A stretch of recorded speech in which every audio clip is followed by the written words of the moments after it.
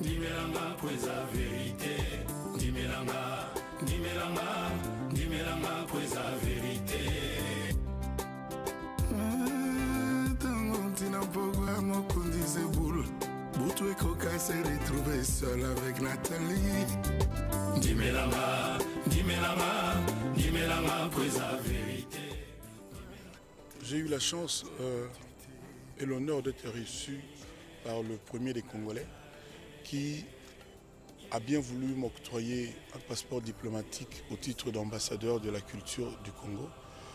Et pour ça, je suis venu lui dire merci du fond du cœur, au nom de mes enfants, de tous mes fans et de tous les Congolais. À travers lui, je remercie aussi la nation congolaise, le peuple congolais, parce que c'est le peuple qui m'a apporté par mon travail et qui a fait que le président ait ses yeux braqués sur moi avec son équipe et trouve que j'étais digne et que je méritais l'honneur d'être ambassadeur de la culture de notre pays. Donc je lui redis merci ici à travers ce petit programme ainsi qu'à son équipe de conseillers. Je me sens imbu de la responsabilité d'être correct, de me comporter beaucoup plus dignement que je ne le faisais en tant qu'ambassadeur de la culture. Pour le reste, je suis un bébé ambassadeur. Donc je vais demander aux experts en la matière d'accepter de me rencontrer pour que je m'imprègne de la valeur d'un ambassadeur digne de ce nom. J'ai ma petite idée, mais je suis un profane en la matière. Et pour cesser de l'être, je me ferai violence pour rencontrer les experts et pouvoir bien exercer ce rôle d'ambassadeur de la culture de notre pays.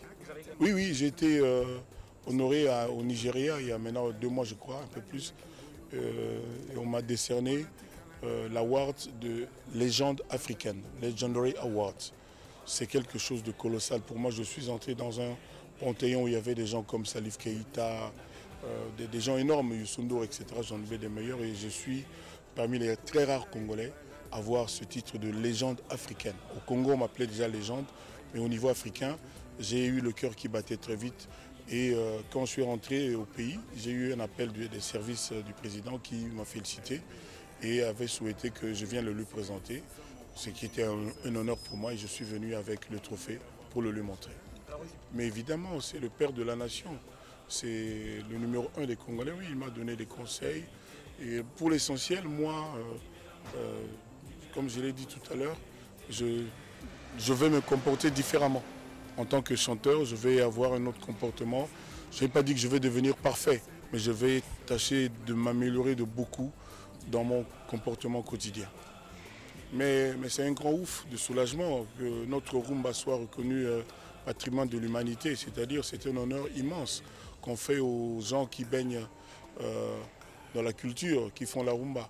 Donc c'est quelque chose d'immense. C'est comme ça que moi j'ai dit, quand on m'a décerné le titre d'ambassadeur de la culture, j'ai dit que je partage cet honneur avec les grands comme Taboulaye, Papa Wemba, Emenea, Madilou, Pepe Kale, Papa Lutumba Simao. Donc je partage cet honneur d'être ambassadeur de la culture avec eux et aussi avec beaucoup de ceux qui sont encore en vie, qui mériteraient aussi ce titre. Ah ça, si c'est en passant, on laisse tomber. Si c'est en passant, vraiment, on a habitué à la viranga. Je suis comme vous, je dépends des producteurs qui m'ont déjà, qui ont tout réglé avec moi par contrat et qui ont déjà l'album et qui sont en train de préparer leur stratégie marketing pour pouvoir lâcher l'album. Donc Maï va venir, je pense, plus tard fin mars, je pense. Mais je suis aussi consulté, mais la décision, le mot de la fin leur revient. Moi, je leur donne des idées, des conseils quand ils en souhaitent, quand ils en demandent.